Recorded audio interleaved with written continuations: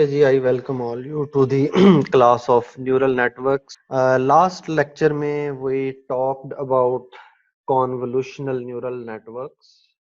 इनको लिटरेचर में दो नाम दिए जाते हैं, इनको लोग कॉन्वनेट भी कहते हैं और इनको CNN भी कहते हैं.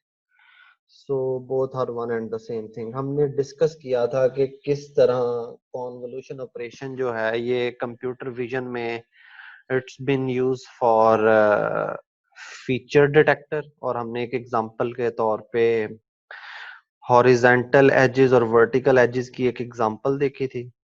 और यूज करने की कॉन्वोल्यूशन को रीजंस टू फोल्ड थी. एक तो ये कि फुली कनेक्टेड नेटवर्क जो है उनमें वेट्स डिपेंड करते थे इनपुट के साइज पे. तो यूजुअली कंप्यूटर विजन की एप्लीकेशंस में हमारे पास इनपुट इमेज होता है और इमेजेस का साइज यानी इनपुट का साइज यूजुअली बहुत ज्यादा होता है.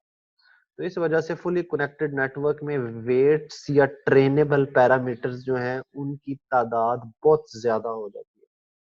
जैसा कि हमने एक एग्जांपल देखी थी कि एक 1000 बाय 1000 के RGB इमेज को अगर हमने क्लासिफाई करना है तो हमें फर्स्ट लेयर में ही 3 बिलियन वेट्स चाहिए होंगे, जो कि कंप्यूटेशनली इनफिजिबल या बहुत एक्सपेंसिव हो जाता है. तो इसलिए हम कॉन्वोल्यूशन यूज करते हैं. फिर हमने कॉन्वोल्यूशन में देखा था कि कॉन्वोल्यूशन जो है वो ओरिजिनल इमेज को श्रिंक कर देता है.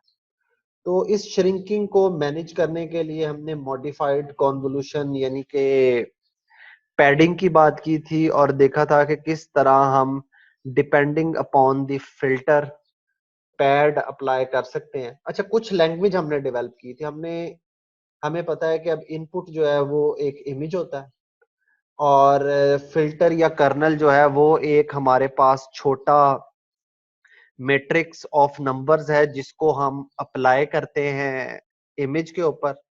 और जो इसको हमने दो नाम दिए थे, फिल्टर या कर्नल. ठीक है. और इसकी जो आउटपुट है उसको हमने नाम दिया था फीचर मैप का.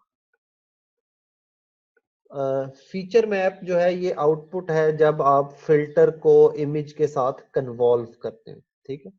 तो उसके बाद हमने कॉन्वोल्यूशन ऑपरेशन की एक एग्जांपल छोटी सी की थी और उसके बाद फिर हमने देखा था कि कॉन्वोल्यूशन ऑपरेशन चूंकि श्रिंक करता है इनपुट को, तो इसलिए अगर हमने डायमेंशंस रिटेन रखनी है इनपुट इमेज की ताकि हम ज्यादा कॉन्वोल्यूशन अप्लाई कर सकें मल्टीपल लेयर्स में, तो उसके लिए फिर हमने पैडिंग की बात की. और हमें अब पता है कि अगर हमारा इमेज जो है that is n by n और हमारा फिल्टर f बाय f है, और अगर हम पैडिंग करेंगे तो हमारा जो आउटपुट है उसकी डायमेंशन होंगी n+2p माइनस f +1. ठीक है.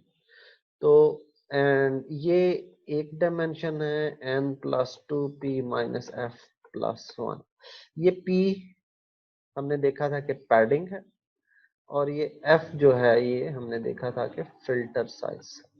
सो ये थोड़ा सा रिव्यू था जो लास्ट टाइम हमने डिस्कस किया था. आज हम इस इधर से ही आगे चलते हैं. कॉन्वोल्यूशन में एक मॉडिफिकेशन जो लिटरेचर में ज्यादा यूज होती है उस मॉडिफिकेशन को हम कहते हैं स्ट्राइडेड कॉन्वोल्यूशन.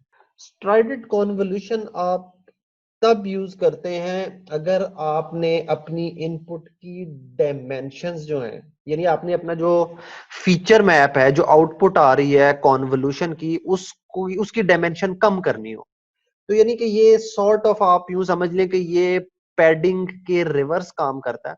लेकिन एसेंशियली जो स्ट्राइड्स हैं ये कॉन्वोल्यूशन को जो फीचर मैप है जो आउटपुट है उसकी रिड्यूस्ड डायमेंशंस अचीव करने के लिए हम यूज करते हैं. स्ट्राइड्स का कॉन्सेप्ट बहुत आसान है.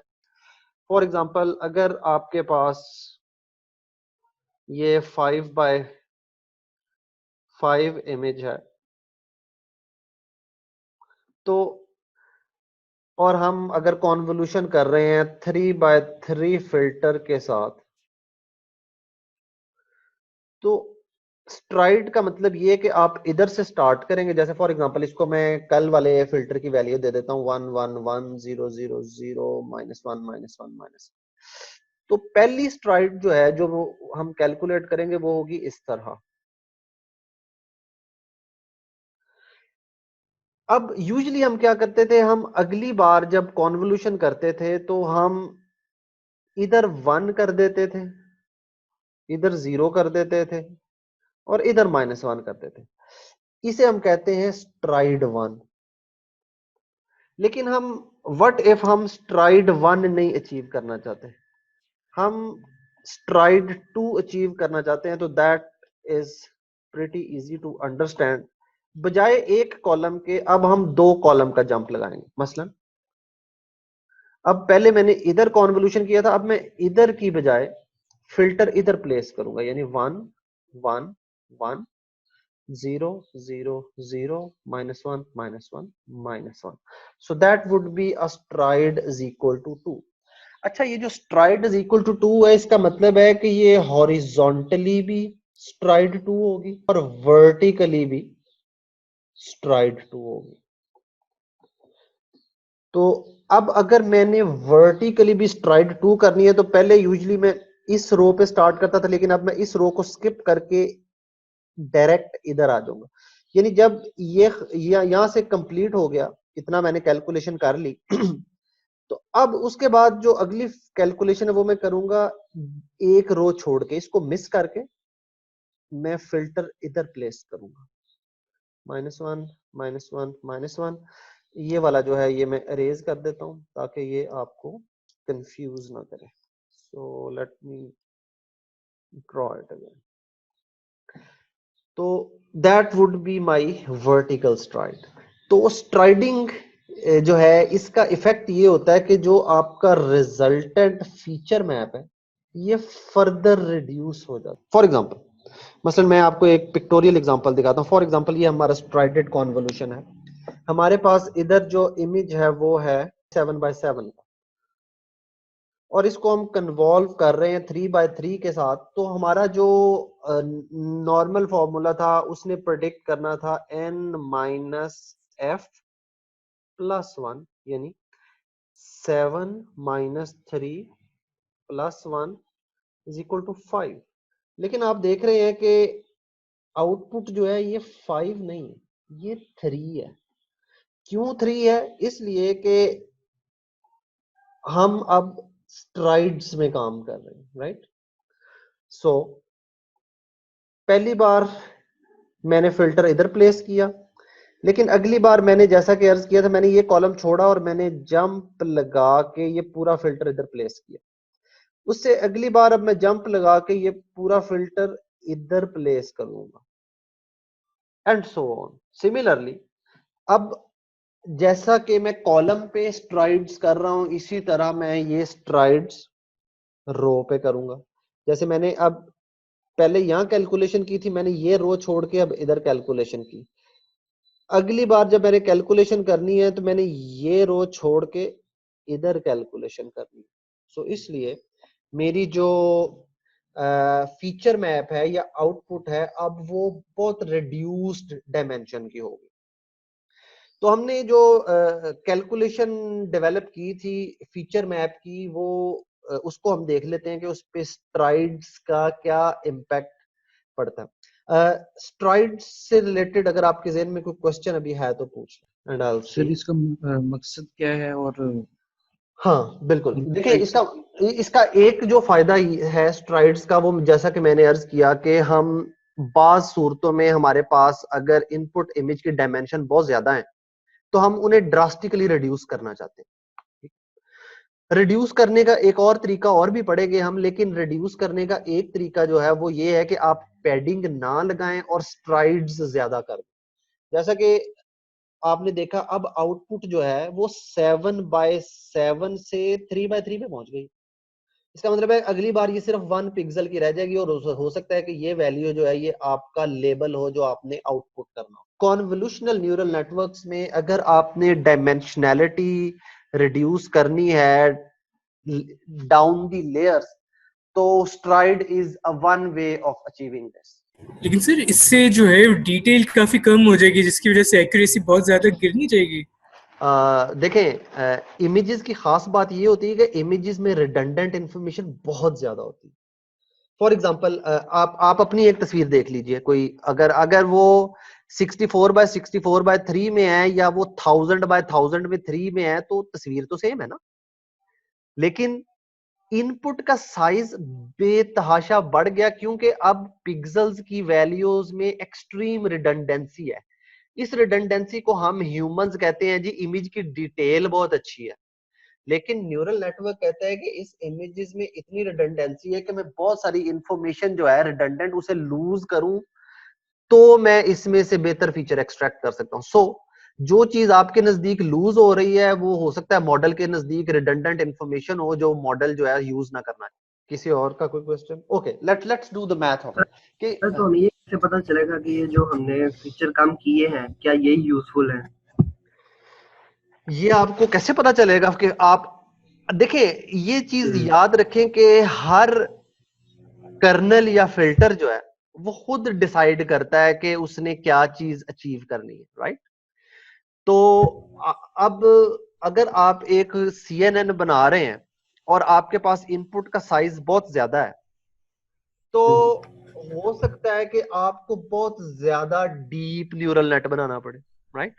क्योंकि 1000 by 1000 by 3 से एक्चुअली आपने किधर आना है, आपने 1 इंटीजर पे आना। तो अगर आप कॉमन फिल्टर्स अप्लाई करते रहेंगे तो your network will be very deep, पता नहीं कितनी लेयर्स लगानी पड़ेगी, और ये लेयर्स अननेसेसरी होंगी। तो अगर आपका प्रॉब्लम सिंपल है, जैसे कि हमने एक सिंपल प्रॉब्लम डिस्कस किया था, cat non cat. Cat non cat कोई बहुत कॉम्प्लेक्स प्रॉब्लम नहीं है, क्योंकि दो तो क्लासें हैं, या तो कैट है या कैट नहीं है। तो इस किस्म के जो प्रॉब्लम्स हैं उसमें हमें बहुत ज्यादा डीप, अब मैं ये डीप का लफ्ज जो है ये यूज कर रहा हूं, लेकिन अभी इसका मतलब क्या है ये मैंने आपको नहीं बताया। So just take my word for it कि इस किस्म के सिंपल प्रॉब्लम के लिए हमें बहुत ज्यादा डीप नेटवर्क की जरूरत नहीं, ठीक है? तो इन दैट केस अगर हम डायमेंशंस रिड्यूस करना चाहते हैं आउटपुट की, तो we will go for strides and one other way, और वो वे जो है वो हम डिस्कस करेंगे लाइक 20 मिनट। सर एक क्वेश्चन है सर मेरा। सर अगर हम जैसे 2 की स्ट्राइड अप्लाई कर रहे हैं और हमारा इनपुट मैट्रिक्स की डिमेंशन 8 by 8 होती, तो आफ्टर दैट सर वो हमारी एक रो नीचे बच जाती, तो हम उसे छोड़ देते हैं, मतलब जब जी हमारा बिल्कुल, जी बिल्कुल, आप उसको छोड़ देंगे। ये जब मैं इसकी कैलकुलेशन लिखूंगा ना, मैं उसमें भी आपको बताऊंगा कि इस छोड़ने का इफेक्ट क्या होता है।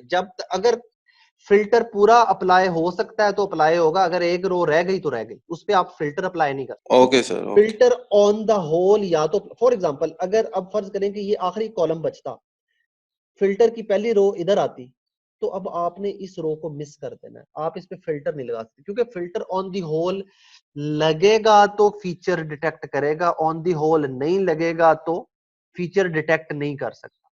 इसलिए हाफ रो और या half column of filter apply करना जो है, it doesn't make sense. Okay, so अब ये हम देखते हैं कि हमारी जो कॉन्वोल्यूशन की मैथ थी उस पे स्ट्राइड का क्या असर पड़ेगा। तो लेट्स सी, ये हमारे पास n बाय n इमेज है, इसको हमने f बाय f फिल्टर के साथ कन्वॉल्व किया, और अब हम अज्यूम कर रहे हैं कि पैडिंग हमारी 0 है और स्ट्राइड्स हमारी जो हैं वो s हैं। तो इसका असर जो है वो हम कैलकुलेट करेंगे, यानी जो आउटपुट या फीचर मैप होगा ना, that will be n plus 2p minus f over s plus 1 and वो will floor it. Floor it इसलिए कि ये आखिर में जो रो रह गई थी, इसने अगर रिजल्ट दे दिया 2.3, तो ये 2.3 तो कोई इंटीजर नहीं है, तो हम इसका फ्लोर लेंगे ताकि ये 2 बन जाए कंप्लीट, ठीक है? तो ये याद रखिएगा कि ये फ्लोर का ऑपरेशन आपने मिस नहीं करना, वरना आपकी कैलकुलेशन जो है वो शायद आपको प्रॉपर डायमेंशंस ना दे सके, ठीक? क्योंकि इमेज की डायमेंशन 2.3 नहीं होती, या तो वो 2 होती है या 3/3 होती है या 4/4 होती है। वो 4.23/4.23 जो है ना, इट डजंट मेक सेंस। तो इसलिए हम ये फ्लोर का ऑपरेशन अप्लाई करते हैं, फ्लोर। अब ये हमारे पास एग्जांपल थी, हम इसे कैलकुलेट कर लेते हैं। अब हमारे पास n था 7/7, हमारे पास जो फिल्टर था वो 3/3 था, और हमारे पास स्ट्राइड जो थी वो 2 थी। अब हम देखते हैं कि ये हमारी कैलकुलेशन हमें क्या रिजल्ट देती है। तो दैट वुड बी 7, चूंकि पैडिंग हमने नहीं लगाई थी, दैट वुड बी 0 माइनस हमारा जो फिल्टर साइज था दैट वाज 3 डिवाइडेड बाय, अब स्ट्राइड हमारी 2 थी इसलिए हम 2 पे डिवाइड करेंगे प्लस 1। 7 माइनस 3 4 होता है, 4 divided by 2 is 2 plus 1, so that would B 3/3, जैसा कि हमने ये फीचर मैप देखा। सो अगर आप स्ट्राइडेड कॉन्वोल्यूशन यूज कर रहे हैं तो then you will use this equation, ये इमेज की डायमेंशन होगी। क्योंकि हो सकता है कि ये इमेज सिमेट्रिक ना हो, इसमें विड्थ हाइट के इक्वल ना हो, तो इन दैट केस आप इस n की जगह हाइट लिख देंगे और इस n की जगह विड्थ लिख देंगे, तो आपकी जो भी डायमेंशंस हैं फीचर मैप की वो आपको मिल जाएंगी। और इसमें अगर आपने पैडिंग लगाई है तो पैडिंग का इफेक्ट भी आपको मिल जाएगा, अगर आपने स्ट्राइड्स लगाई हैं तो स्ट्राइड्स का इफेक्ट भी आपको मिल जाएगा। So that is another modification of convolution. अब हमने दो मॉडिफिकेशन पढ़ी है कॉन्वोल्यूशन की, एक है पैडेड कॉन्वोल्यूशन और उसकी हमारे पास दो टाइप होती हैं। एक को हमने कहा था वैलिड पैडिंग, वैलिड पैडिंग में हमने देखा था कि हम कोई पैडिंग नहीं लगाते, और दूसरी हमारे पास टाइप होती है सेम पैडिंग। सेम पैडिंग का मतलब है कि जो इनपुट की डायमेंशन थी फीचर मैप यानी आउटपुट की डायमेंशन भी वही आएंगी। और इन दैट केस मैंने आपको बताया था कि आपने पैडिंग का साइज कैलकुलेट कैसे करना है, that was equal to f-1/t where f is your filter size. तो ये p पैडिंग आप लगाएंगे तो ये इंश्योर करेगा कि आपके फीचर मैप की डायमेंशन भी आपकी इनपुट की डायमेंशन के करीब है। तो ये एक्चुअली अगर आपने डायमेंशन रिड्यूस करनी है तो आप ज्यादा स्ट्राइड्स करेंगे, अगर आपने डायमेंशन रिटेन रखनी है तो आप पैडिंग करेंगे। तो अब आपके पास दोनों किस्म के टूल्स हैं, आप अपनी मर्जी से डिजाइन कर सकते हैं कि आप डायमेंशन फीचर मैप की रिड्यूस करना चाहते हैं या आप फीचर मैप की डायमेंशन जो है वो रिटेन रखना चाहते हैं। So that why you use strides and that's why you use padding. So इस पॉइंट तक कोई क्वेश्चन है तो पूछें, उसके बाद फिर हम चलते हैं कॉन्वोल्यूशन इन वॉल्यूम्स पे, क्योंकि अभी तक हमने जो बात की है ये 2D अरेज पे या 2D मैट्रिसेस पे बात की है, लेकिन हमें पता है कि इमेजेस जो हैं ज्यादातर इमेजेस वो RGB होते हैं। तो यूजुअली जो अभी हमने बात की वो इसकी की, लेकिन हमारे पास जब RGB इमेज है तो वो कुछ इस तरह का है, रेड ग्रीन ब्लू। तो इसे हम अगर विजुलाइज करना चाहें तो it is sort of like a cube, a volume, right. तो अब हम देखेंगे कि क्यूब या वॉल्यूम के अंदर हम कॉन्वोल्यूशन कैसे करते हैं, कॉन्वोल्यूशन इन वॉल्यूम्स। क्योंकि ये कॉन्वोल्यूशन इन वॉल्यूम्स जो है ये हमें बताएगा कि अगर हमारे पास ज्यादा चैनल के इमेजेस हैं, जैसे आरजीबी इमेजेस हैं, तो उन पे हम कॉन्वोल्यूशन कैसे अप्लाई करें। Okay, so let's move to convolution on volumes then. Okay जी, convolution on volumes pretty simple to understand है। ये आपके सामने एक आरजीबी इमेज है और ये आपके सामने एक फिल्टर है। अगर आप गौर करें तो अब ये फिल्टर जो है इसमें भी इधर 3 लिखा है। फरहान एक मिनट देना बेटा। एक चीज जो आपने याद रखनी है वो ये है कि ये चीज जो है ये चेंज हो सकती है, फिल्टर की भी और इमेज की भी। लेकिन ये जो चीज मैं ब्लू से मार्क कर रहा हूँ, ब्लू नहीं, ये पता नहीं कौन सा कलर है, लेकिन इट्स नॉट ब्लैक एटलीस्ट, ये चीज हमेशा सेम रहनी चाहिए। It should always be same, ठीक है, क्योंकि अगर ये सेम नहीं होगी तो कॉन्वोल्यूशन ऑन वॉल्यूम्स नहीं हो सकता। तो ये always keep that in mind कि ये जो इस इंफॉर्मेशन को बाय द वे हम कहते हैं number of channels, number of channels, तो ये भी है नंबर ऑफ। जी फरहान, आपका क्वेश्चन था। सर क्लियर हो गया। अच्छा, एक चीज याद रखने की ये है कि अब ये क्यूब जो है ये पूरे का पूरा इधर फिट आ जाएगा। इसका मतलब है कि अब जो कॉन्वोल्यूशन हो रहा है वो ये 9 नंबर है, इसी तरह ग्रीन के 9 नंबर है, इसी तरह ब्लू के 9 नंबर है। यानी अब कॉन्वोल्यूशन हो रहा है कि 27 नंबर्स बाय 27 नंबर्स का। लेकिन आपको पता है कि ये नंबर जो है ये सारे ऐड होके तो एक इंटीजर ही बनेंगे ना, वन इंटीजर। तो ये जो 27 बाय 27 और ये 27 बाय 27 जो है ये एक एंट्री बनेगी इसमें। इसके बाद ये जो वॉल्यूम है ये थोड़ा सा आगे मूव कर जाएगा। फॉर एग्जांपल ये नीचे एक अच्छी शक्ल बनी हुई है, ये क्यूब है। अब ये क्यूब जो है ये थोड़ा सा आगे मूव कर गया, फिर उसके बाद ये क्यूब आगे मूव कर जाएगा, फिर ये आगे मूव कर जाएगा, फिर ये आगे मूव कर जाएगा। ये क्यूब एक्चुअली क्या है, ये फिल्टर है। तो इस तरह आप ये जो आउटपुट है इसको फिल करते जाएंगे। लेकिन टेक अवे क्या है, टेक अवे ये है कि कॉन्वोल्यूशन ओवर वॉल्यूम्स जो है वो चैनल्स को फ्लैट कर देता है। इसका मतलब ये है कि जो आपका फीचर मैप है ये it will still be a 2D feature map. इसलिए मैंने अर्ज किया था कि जो भी इमेज है उसके नंबर ऑफ चैनल्स और जो फिल्टर के नंबर ऑफ चैनल्स हैं those must always be same, ठीक है। अगर ये सेम नहीं होंगे तो हम ये कॉन्वोल्यूशन ओवर वॉल्यूम जो है इसको प्रॉपरली सॉल्व नहीं कर सकेंगे, और प्रॉपरली सॉल्व नहीं कर सकेंगे तो हम यूं समझें आपके कॉन्वोल्यूशन डिफाइंड नहीं है। और जब आप कॉन्वोल्यूशन ओवर वॉल्यूम करते हैं तो आपकी जो फीचर मैप है वो स्टिल 2D होता है, वो 3D RGB मैप नहीं होता।